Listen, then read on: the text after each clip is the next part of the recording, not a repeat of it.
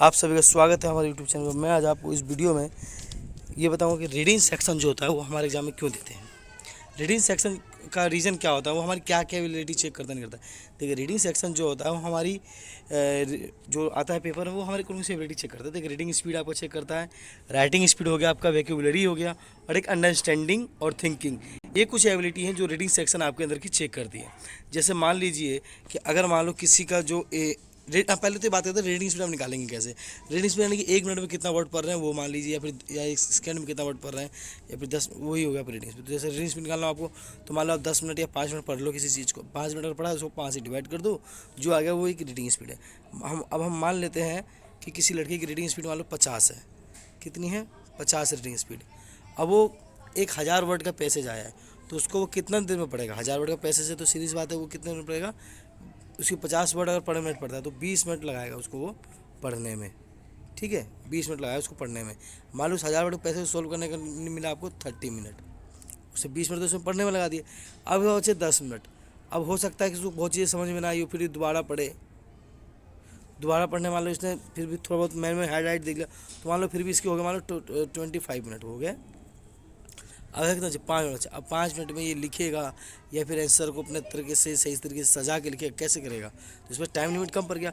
वही अगर मान लो किसी लड़की की स्पीड है, अब मान लेते हैं हम लोग 100 वर्ड, तो ये क्या करेगा? तो ये वैसी सी बात, ये 10 मिनट में पढ़ लेगा, ये पूरा 10, ये तो 10 ही मिनट में पढ़ लेगा ये तो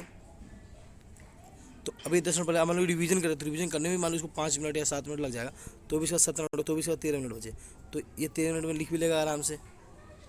यानी रीडिंग स्पीड अच्छी हुई तो काम जल्दी कर लेगा वो। एक ये फ़ायदा हो गया। दूसरी बात, रीडिंग स्पीड अच्छी हो गई, अब एक राइटिंग स्पीड की बात भी होती है। मान लो रीडिंग स्पीड तो अच्छी है पर उसको लिखने नहीं आता सही से, उसकी राइटिंग साफ नहीं है, मतलब उसको लिखने में दिक्कत होती है, तो भी वो लिख नहीं पाएगा। मान लो कोई लड़का 70 वर्ड, मान लो कोई स्टूडेंट है वो 70 वर्ड पर मिनट लिखता है, तो 5 मिनट में कितना करेगा? 350 करेगा। वही कोई 100 वर्ड पर मिनट लिख रहा है तो 500 वर्ड करेगा।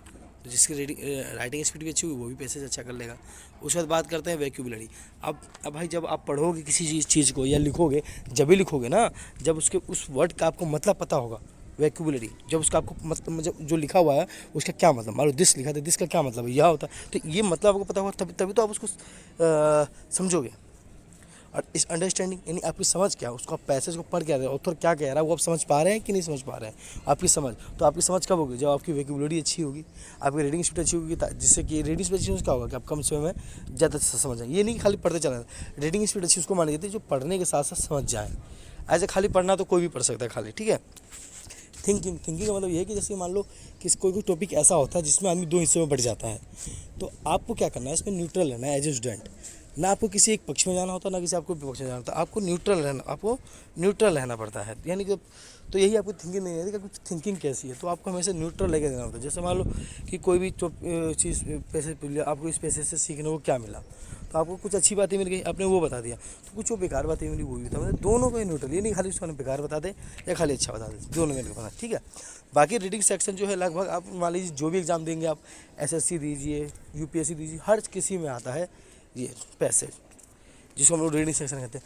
आप यूपीएससी देंगे उसके प्री के जो पेपर 2 होता है जो, उसमें आता है ये, जो कि सिर्फ क्वालिफाइंग पेपर होता है, तो उसमें भी रीडिंग आते हैं इसके 20-25 क्वेश्चन, 25 से ऊपर ही क्वेश्चन रहते हैं इसके, इंग्लिश के पैसेज के ही रहते हैं ज़्यादा। और कई सारे ऐसे एंट्रेंस हैं जिसमें इसके क्वेश्चन आ जाते हैं, एसएससी वगैरह में आते हैं। और 12th क्लास में आप जाएंगे तो 12th क्लास में भी रीडिंग सेक्शन आता है। यानी ये बहुत इंपॉर्टेंट टॉपिक है, और इसको अच्छा करने के लिए, रीडिंग स्पीड अच्छा करने के लिए आपको प्रैक्टिस करने की जरूरत पड़ेगी।